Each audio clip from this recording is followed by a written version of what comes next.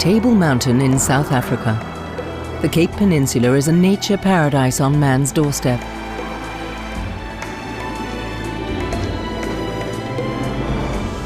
The massive, flat-topped mountain is home to a mere 500 baboons. Surrounded by towns and roads, these monkeys are increasingly coming into conflict with their human neighbors.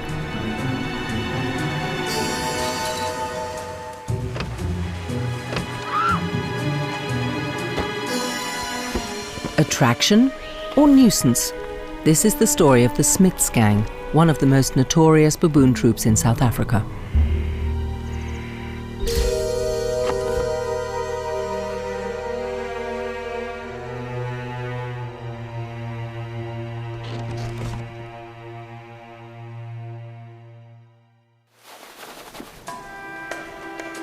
The Smiths gang is one of 17 baboon families living on Table Mountain. High above Smitswinkle Bay, which lent the group its name, a cave houses some 30 monkeys, among the last of their kind in the Cape Peninsula. Their forefathers were regarded solely as pests and systematically chased away, but for the past 10 years, all baboons in the Cape have been placed under strict protection laws, despite the increasing nuisance they're causing in Cape Town's suburbs.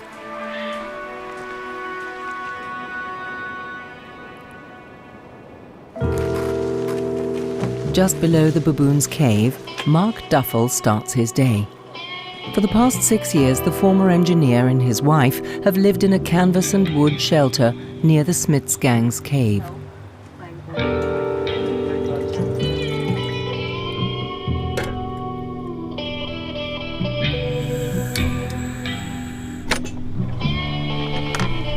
Mark is a big guy and fearless. Even the alpha male baboons respect him. He's been observing the animals' habits, and his resulting knowledge and abilities are becoming ever more useful.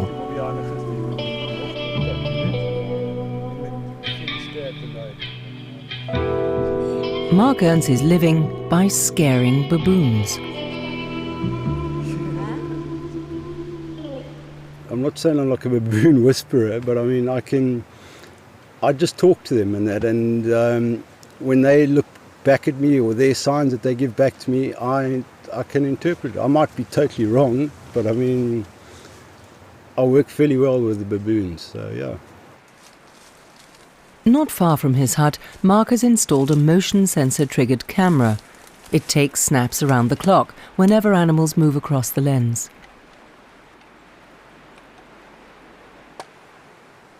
The photos give Mark vital information about numbers and other changes in the Smiths gang group that he lives with.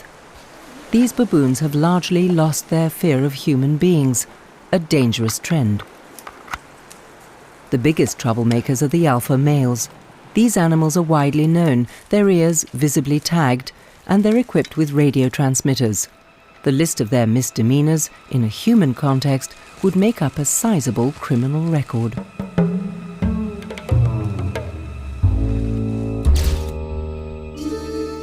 This is Jimmy, a burglar and a loner. Long-fingered Fred, famous for breaking into cars. And Merlin, he prefers to target restaurants. Ruffians like this can't be left on their own.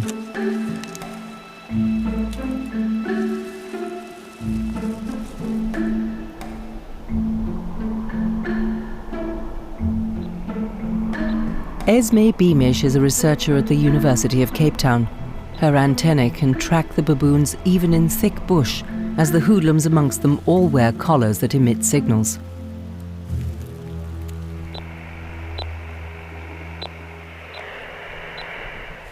The baboon family's territory covers several square kilometers, and they're not easy to find. Fred, Merlin and Jimmy also strike out on their own and can wind up far from the group. All the data gathered by the biologist is designed to help set up a management plan for these simian repeat offenders. We're trying to understand where the baboons live. We've tried to look at their home ranges. We try and understand what causes their mortality. Is it motor car vehicles, or is it people shooting them? And then we've tried to look at what people are actually doing to them.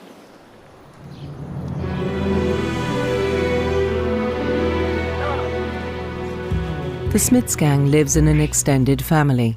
As usual for baboons, the males and females live together with their offspring in their shelter.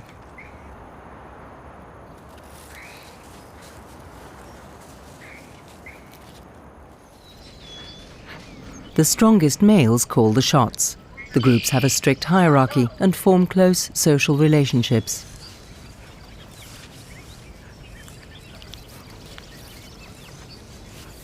They are chacma baboons, the largest of the species. Standing upright, they can reach just under 1.5 meters and weigh up to 30 kilograms. A typical feature is their long, shaggy coat. And the males have snouts similar to a dog's. Civilization is literally getting into the baboon's hair. There are around 3 million people living around the Cape Peninsula mountain massif.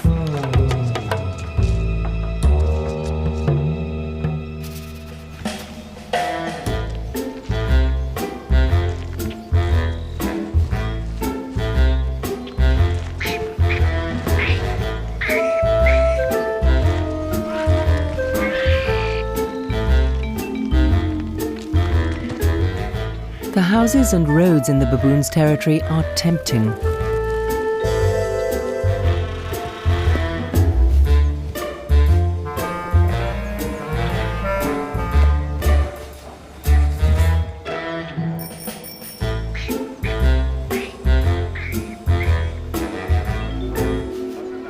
As the baboons are so strictly protected, they have almost nothing to fear from human beings.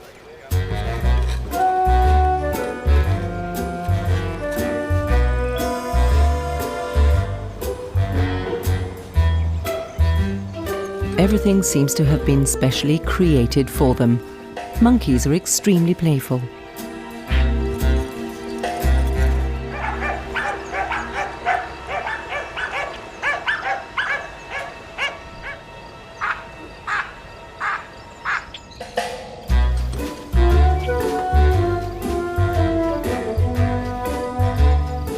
Curiosity and trial and error pay off, and their forays are generally full of pleasant surprises. Gangster Jimmy will do almost anything for a tasty tidbit.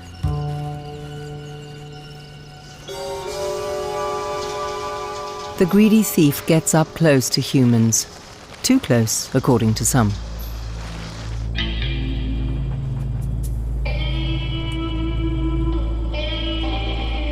Mark Duffel's airgun with its plastic bullets is not designed to kill.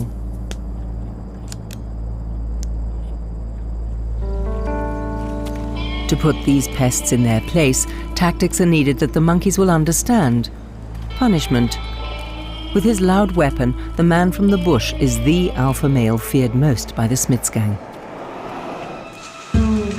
Jimmy steals wherever he can. Nothing will stop him. As a juvenile, he learned how to climb buildings and break into kitchens.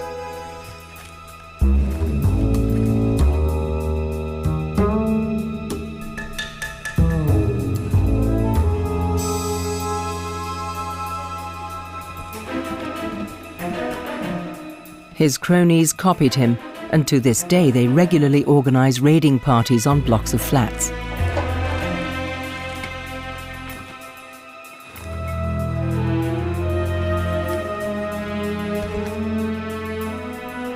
They'll cheerfully run the risks of breaking and entering for a quick haul. These nimble athletes have almost no natural fear of humans anymore, and they've developed astonishing skills.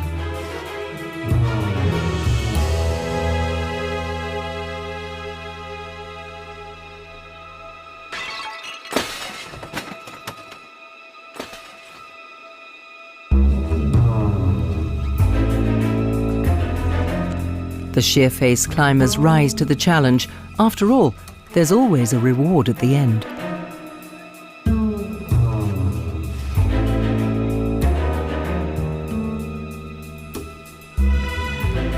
Their raids are well planned. They quickly fan out, wasting little time.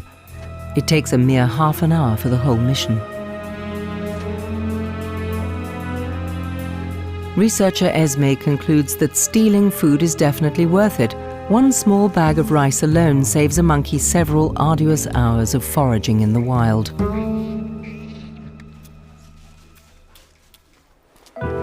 With his weapon hidden in a bag, Mark Duffel reaches his destination, a restaurant located between the coast and the mountains in the middle of the Smiths gang's territory, a favourite tourist rendezvous. Mark checks the precincts. He knows that the food will lure one individual with particularly sharp instincts.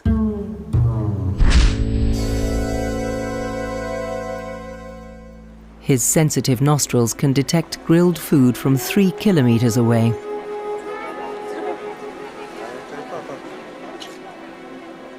Mark is on the alert.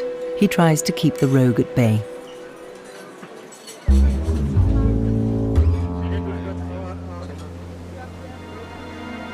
Around midday, Merlin catches sight of the laden tables. No one knows when and where he will strike. The baboons have a different tactic every day. Baboons are extremely clever animals in that. Every day is a new day for a baboon, and every day is a new something else in that, and they will work it out until they get it right. Behind the restaurant, a situation is brewing. The manager is nervous, and for good reason. Merlin is already on the premises.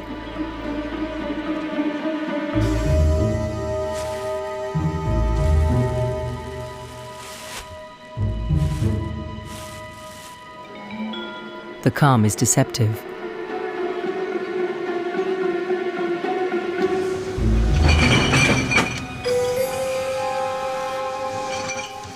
The monkey is interested in the easy-to-reach leftovers. No one disturbs him.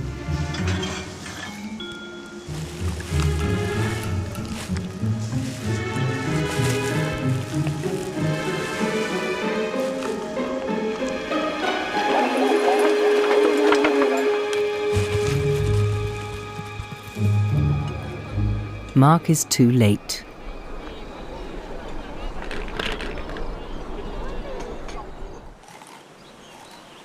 Merlin has found a place near the restaurant to stash his booty. The little ones learn fast. The boss eats first. Deftly, the big male scoops out the best part of the butternut squash.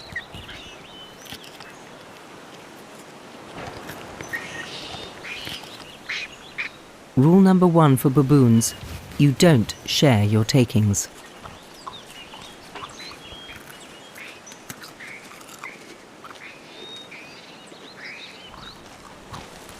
The rest of the gang only gets a chance when the chief has had enough.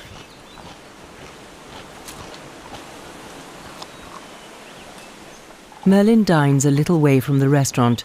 The gang is safe from Mark here, a sort of gentleman's agreement.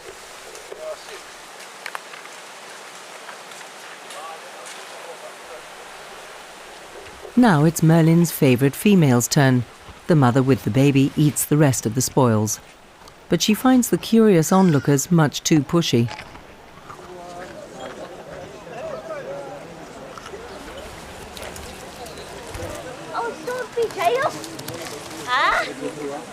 Everybody came to visit me. Mark's wife Norma is impressed. She knows her next-door neighbours. The animals are all familiar to her, and she has an individual story about each one. The teeth are your multi. Good boys. Penis, you? Wow. Norma believes the baboons know her personally too. They leave her in peace now that she's highly pregnant, but also because she is the mate of the big man with the gun.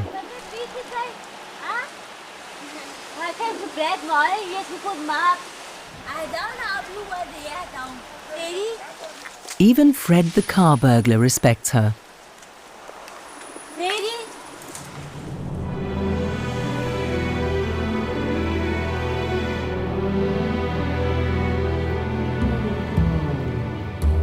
Merlin's gang moves on, for now. The mountain vegetation here is richly varied. Fynbos is only found in South Africa. It's a unique mix of heather and herbaceous bush. The baboons play an important role here. On their long treks, they carry plant and flower seeds in their fur, distributing them widely. The little heaps they leave behind when they dig are vital for the local habitat. Seeds blown by the wind collect and germinate here, giving rise to new plants. The baboons live off over 100 species of grasses and leaves, but also eat beetles and worms. They're typical omnivores. Baboons are not the only attractions around Table Mountain, of course.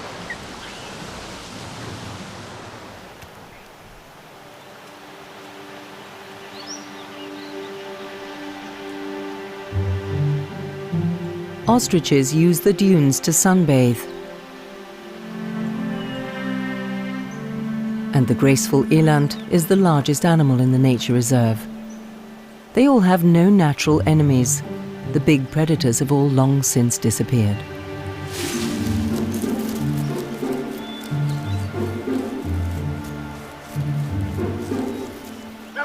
Baboons have benefited from the protection of this habitat as much as all the other animal species. Their numbers are gradually increasing in this new national park.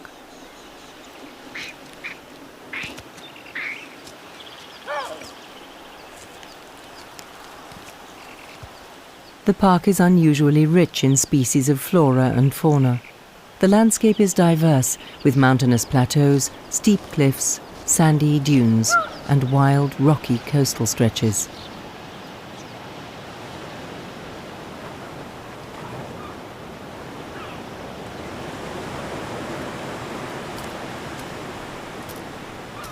Despite hundreds of thousands of visitors a year, the 60-kilometre-long Cape Peninsula has retained its romantic beauty. Bontebok and cormorants live as they always have, undisturbed.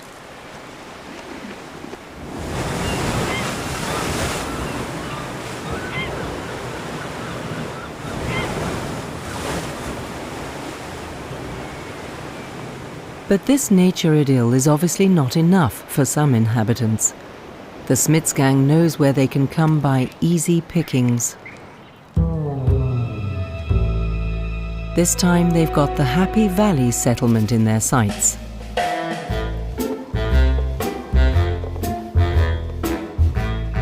And they're eagerly awaited. They're here. There they are. They're up here. Come, they're here. For the homeless who live in the shelter, their wild neighbours are a welcome diversion. They're pampered and petted.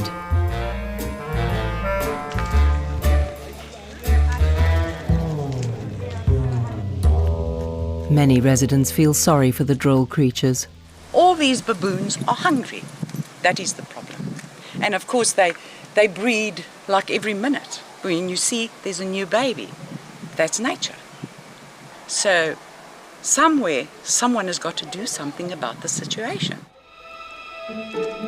Researcher Esme Beamish knows many of the problems with the baboons have their roots here. People attract the animals deliberately with fruit and bread, and the monkeys are only too happy to come calling at such a plentiful source of free offerings.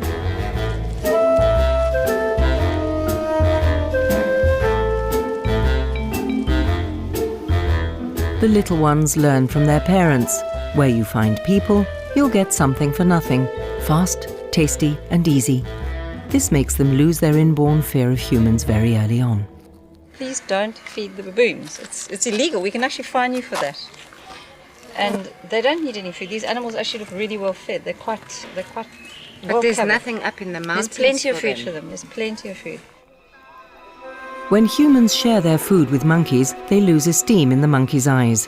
If you give away food willingly, you must be at the bottom of the hierarchical ranking.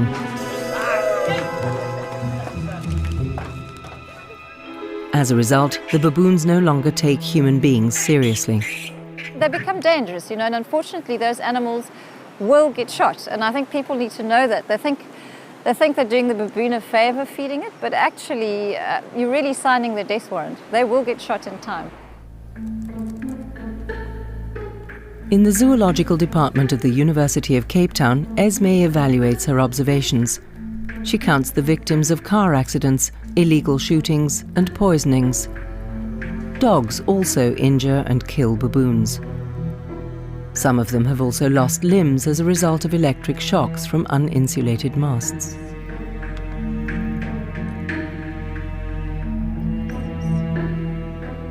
Where humans and baboons converge, there is always a price to be paid. However, thanks to their access to fast food, the baboons are breeding faster. There are victims on both sides. Anyone not wishing to share with the baboons will quickly feel their displeasure. The canine teeth of an adult male baboon are longer than those of a lion. The demands that something be done about the pests are getting louder. One casualty of the Smiths gang is Huey Hutchinson. In the past few years, the monkeys of Smithswinkle Bay have become increasingly cheeky, especially bad boy Jimmy. He has repeatedly caused havoc in the remotely situated bungalow. I'm quite happy with them up the mountain, catching scorpions and lizards and eating at the fynbos. I'm quite happy with that. But not in my house, thank you. I mean, they walk in and they demand bacon, and could they have it crispy, please? No, that's out. The houses along the coast are often not very secure. Huey leaves his doors and windows open too, an invitation for a hungry, spoiled baboon.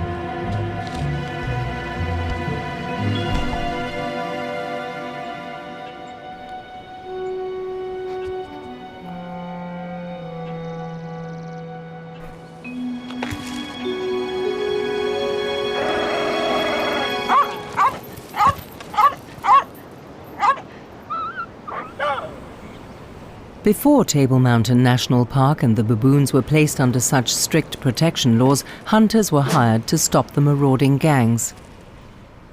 In essence, he used to shoot one baboon a year. He would do it in the open, he would do it in front of the whole troop. The rifle was unsilenced. It was a .22 rifle. The bullet cost about 20 cents. And you would not see the troop of baboons after that for between 8 and 18 months. The same way that we manage criminals, we must manage these baboons. I don't want criminals living with me, I don't want the baboons living with me. There are enough conflicts with animal neighbours. Penguin problems, for instance. In Simonstown, near Cape Town, an alliance of wild creatures seems to have virtually taken over. If it's not the baboons coming down from the mountain on lightning raids, it's the penguins coming up from the beach, digging up people's front lawns and creating a hazard on the roads.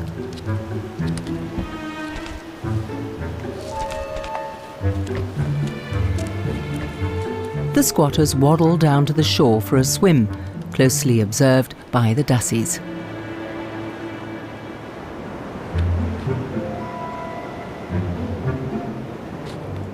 It's only in the past 30 years that African penguins have settled here.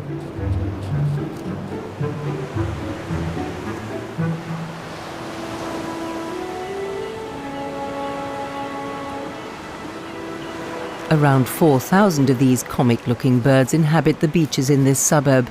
It's their refuge and nesting place, and they defend it vigorously.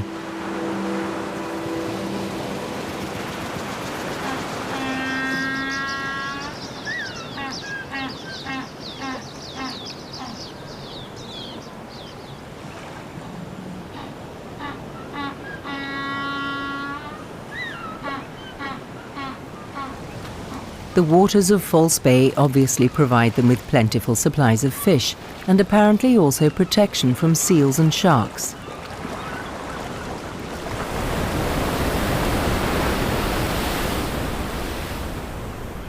Only these lithe swimmers can negotiate the rocks in the stormy waves.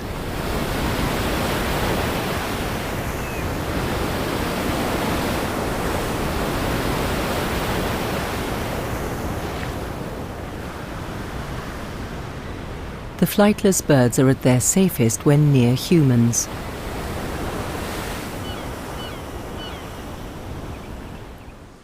But only the baboons have their own wardens. The town council has recruited 60 men from a local squatter camp to work as so-called monitors for 8 different baboon groups. Their job is to keep humans and baboons apart. Their intervening action keeps conflicts to a minimum.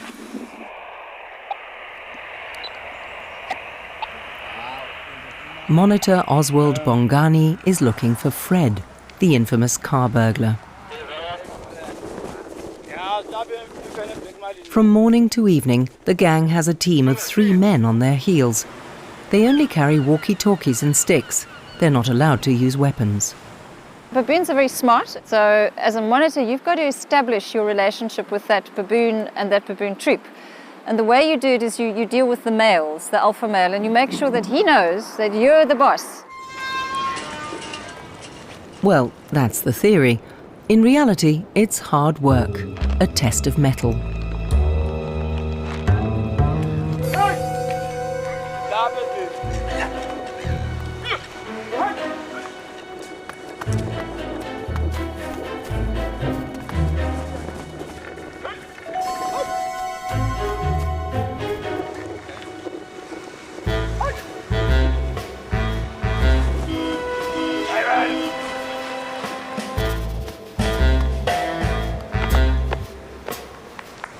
This time it worked.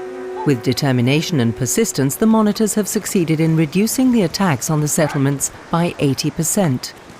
Since then, the Smiths gang has been on the road more and is now approaching the restaurant where Mark has taken up his post with his airgun.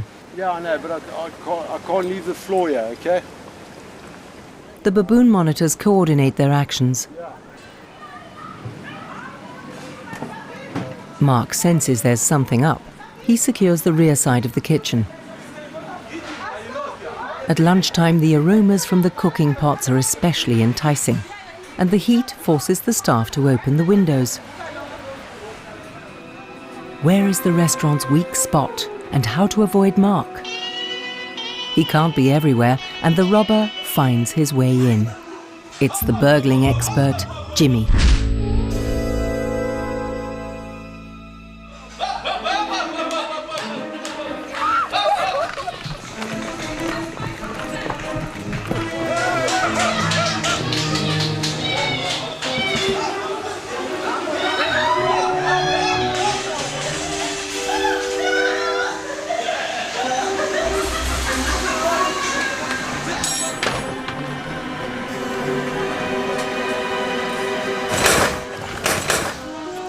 Missed. The big male retreats, but only a mere stone's throw away. I really have to be one step ahead of them in order to get a good shot at them. I mean, if I'm not within 15 meters, they will matrix their way out of a shot. They can see that shot coming with the pellet, and they will duck it. Jimmy will take almost any risk for sweet things. As a youngster, he was spoiled by humans who gave him bread and sugar. Many monkeys suffer from poor nutrition. They get fat and have bad teeth.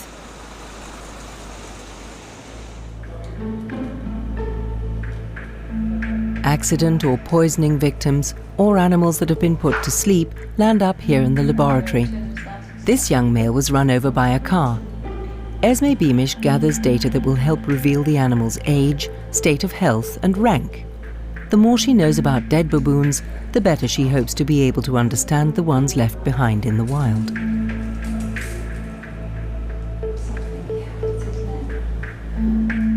Their hair contains genetic material. An analysis of the samples clearly illustrates the relationships between the members of the troop.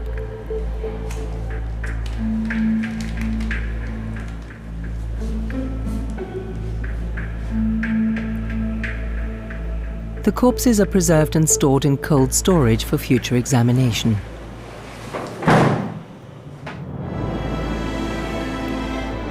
Around 30 kilometers away from the center of Cape Town and the university, someone is preparing a major coup.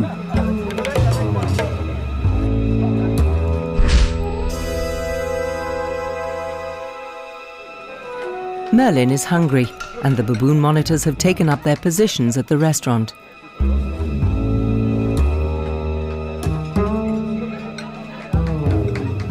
But yet again, the monkey is faster. Despite all the commotion, the diners find the baboons quite entertaining. They have no idea that Merlin's attack might have been a diverting tactic.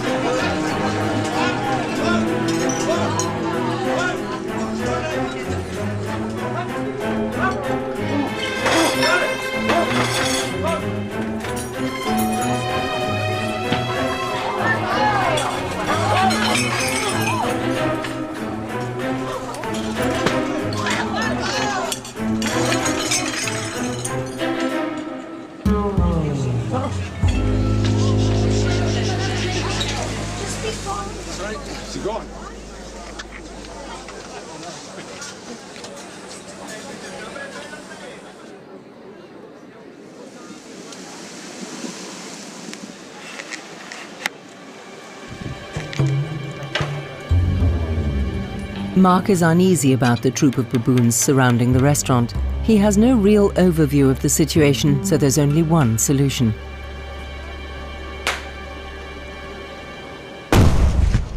Shots fired in the air seem to have an effect.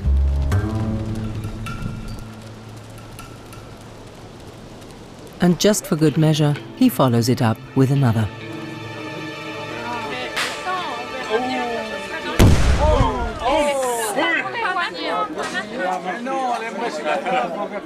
The gunman explains what's going on. Some guests are nervous. Armed gunmen aren't exactly an everyday sight in a restaurant. All right. Hi, is everybody okay here? Yes. Okay. We had a baboon across the table. I don't think you were here, but I mean... Mark chases off the baboons, but it's for their own safety. He likes baboons and happily talks to the guests about them and their habits and behavior. Just don't feed them is the message to the diners. He explains the strategy behind the consistent deterrence and gives them tips on how to behave if attacked. They're the decoy and the cannon fodder. If it's cool drink with a lot of sugar in, they like fizzy drinks in it. They don't like alcohol beverages. Okay.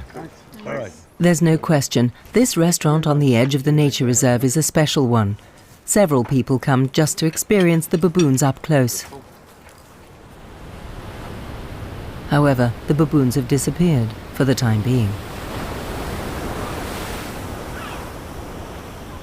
Merlin leads his gang down to the rocks. The Smiths gang is one of the few baboon families which has extended its diet to include an unusual delicacy.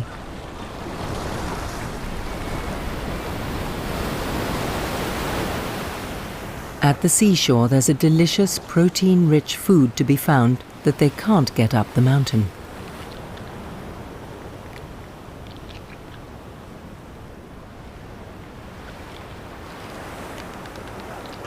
The Smiths gang members have learnt how to open shellfish. They break sea snails off the rocks and suck out the flesh.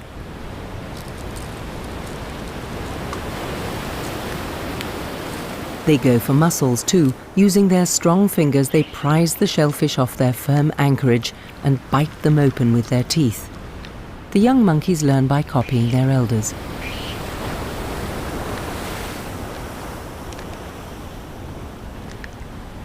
Merlin is obviously not averse to eating something that's not served up on a plate.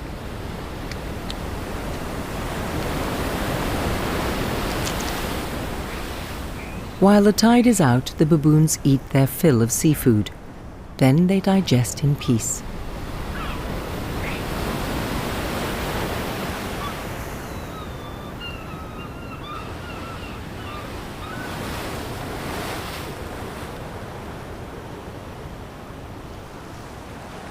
After about an hour, they move on.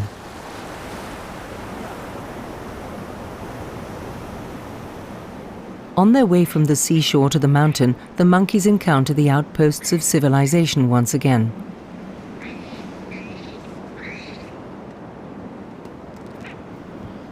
While the young monkeys play, the older ones have a different game up their sleeve.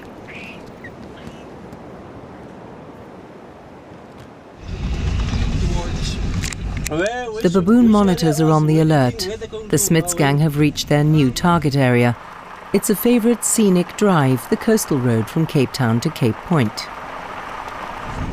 The monitors have a hard job ahead of them. They know the ritual only too well.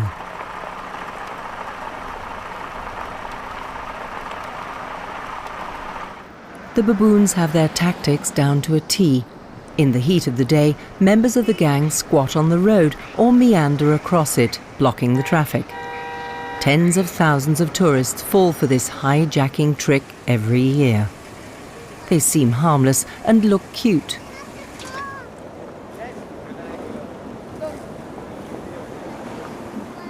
Most people don't stay on the bus. They get out of their vehicle to get close-up snapshots. The gang leaders and their clan pose seductively. They'll use any diversion to attract attention.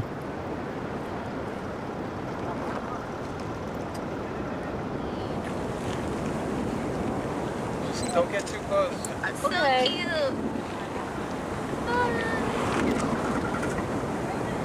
Oh, so cute. And it works.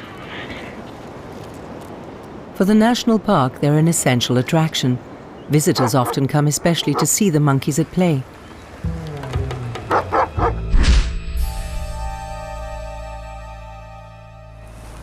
Fred strikes.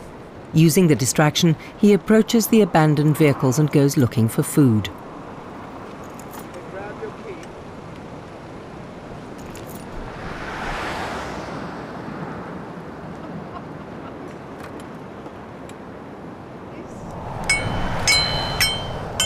Mark reacts. He's had a report from the monitors that the bandits are about 1 kilometre away and has put up signs. True to its nickname, the Cape of Storms makes his efforts look a bit like tilting at windmills.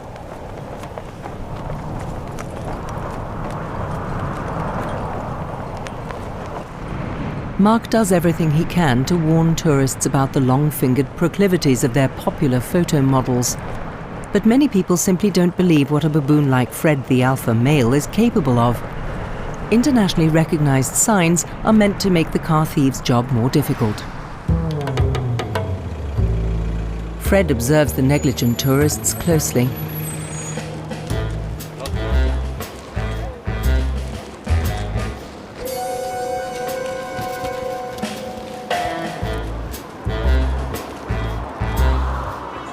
Close the doors.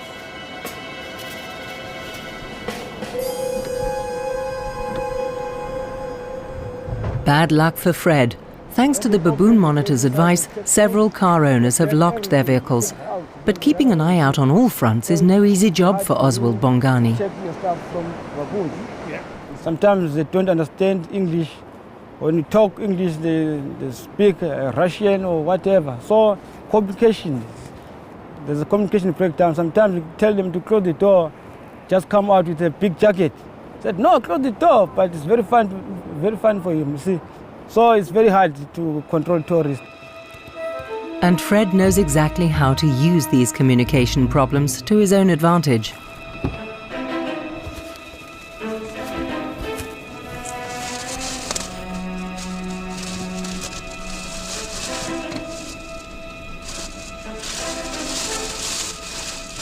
Once the thief is inside the car, there's little the monitors can do to get rid of him.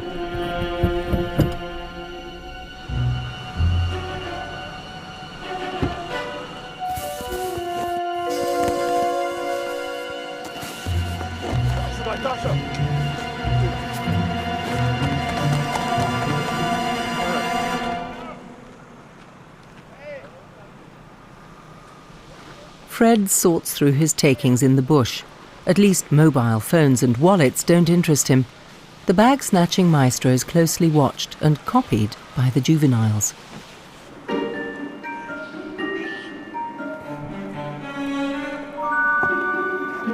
Once a troop has learned something, it's passed on and refined. It's only a matter of time until the younger monkeys will be able to open doors.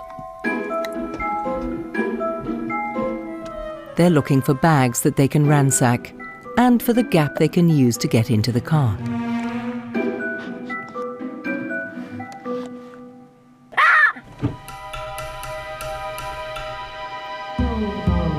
The little ones practice under Fred's watchful eye.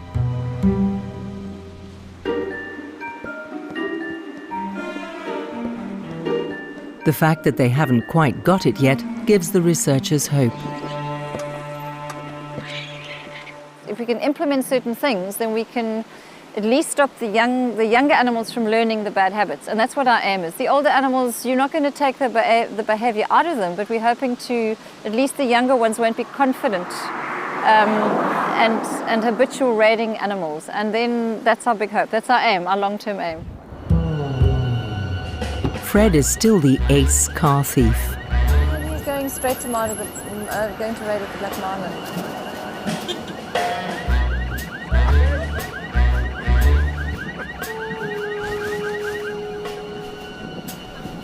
Oh God.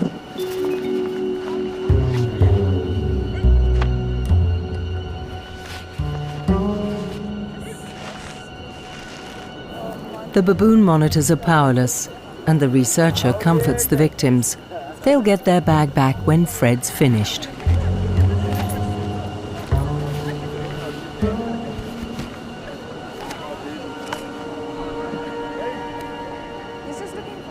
Meanwhile, the advice is, don't interfere. It could be dangerous. Fred is irritated. There's not much edible here. And even though he seems to have lost interest, it's his prize and his alone. And he proves it. Just leave it. Drop it. Jesus, you see? That could have ended badly. In those situations, those baboons associate people with food, they associate motor cars with food, they associate people's handbags with food. And if you try and take that food away from them, they're going to challenge you for it. Now, those baboons are very difficult for the monitors just to deal with unless they've got any other means of chasing them away. The young baboons have no fear either, and the monitors wish they had tasers to protect themselves and to help chase the baboons back into the mountains for good.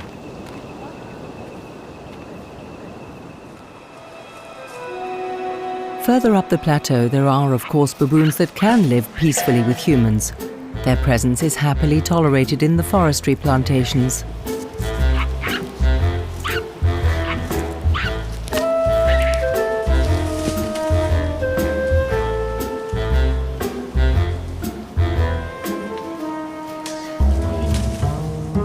And even though they also come close to settlements, they have not lost their respect for humans. Esme hopes that it will stay that way.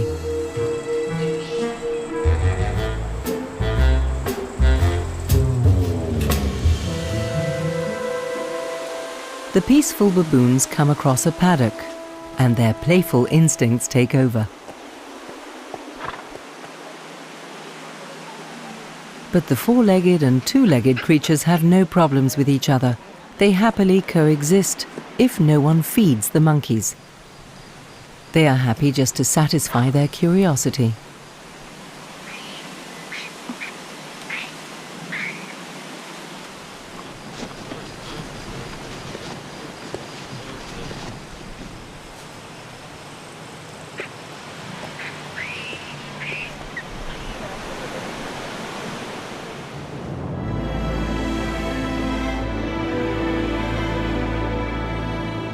Elsewhere on the mountain range, the nature idyll is deceptive. This protea is not only a target for sunbirds.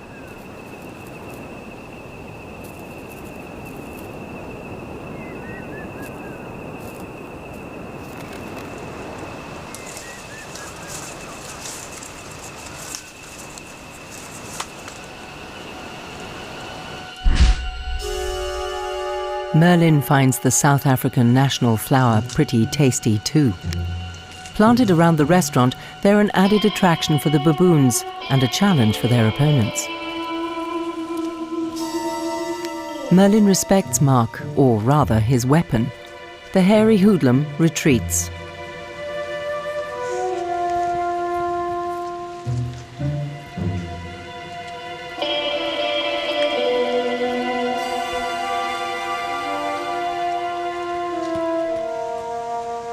Mark knows he has to make the entire restaurant baboon-proof, or it's going to be a long drawn-out combat.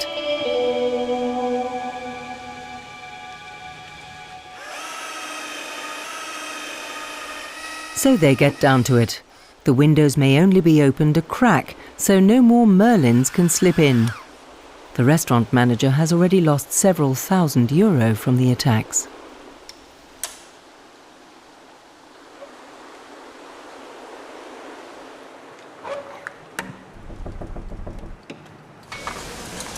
Mark has a simple but effective solution for the kitchen too. It's not going to be so easy for Merlin here either. The restaurant is starting to look a bit like a fortress.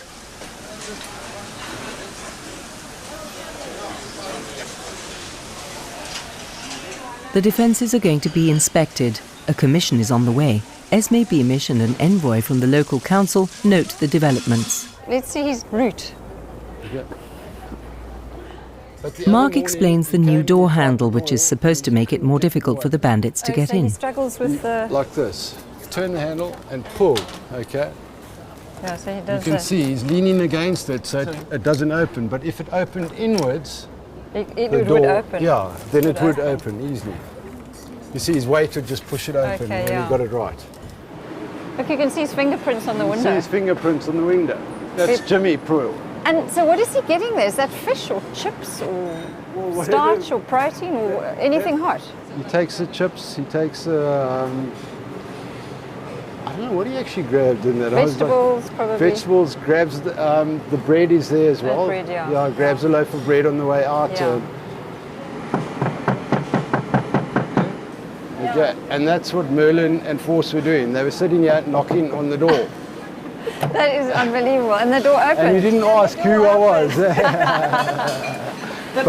Yeah, I took the circlip off the back of the lock You've and dropped it down 90 dropped it down 90 degrees. You have to turn it and pull it. Yeah, that'll Which confuse is, him for a bit. it seems like baboons have a lot of problems crossing over. The odd success, perhaps, but the problem remains.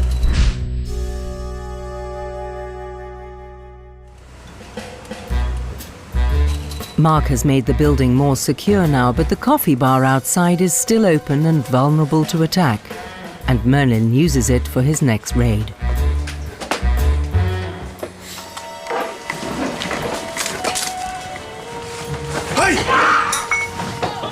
A guest defends himself, and a dangerous situation develops.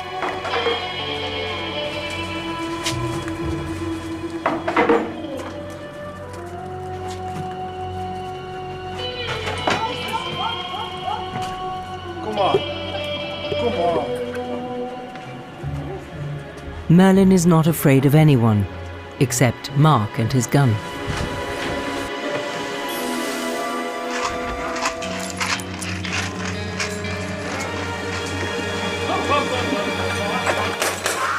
And this time he got Merlin, but still. A baboon is a con artist of the world and that, so he'll con me into thinking that I've got the upper hand. But in the meantime, he knows exactly what's going on in that. I mean, I think now they're up at the top there in their caves discussing the events of the day and planning the strategy for tomorrow.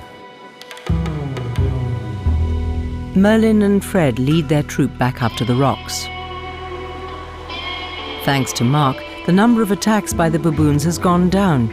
They've learned that their raids are associated with risks.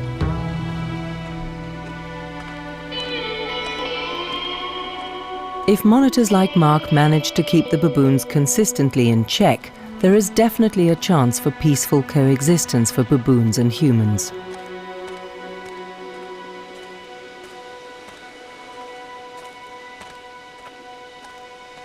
We had a very happy understanding. I mean, I lived there and the baboons lived there. We respected each other's space. This is my territory, that's your territory, that's fine. I don't mind if you walk past my door, and that's fine. But don't come and steal from me, you know, that's my territory. Don't come onto my territory. Likewise, I won't go and harass you when you just around there. The future of the Smiths gang is uncertain. Fred, Jimmy and Merlin's offspring will decide their fate. If these young baboons do not lose respect for humans, and if people allow them to remain wild animals, neither spoiling them nor bringing them up as city dwellers, then, and only then, will the baboons be able to continue inhabiting the Table Mountain Massif, almost as they have done for millennia here in the Cape.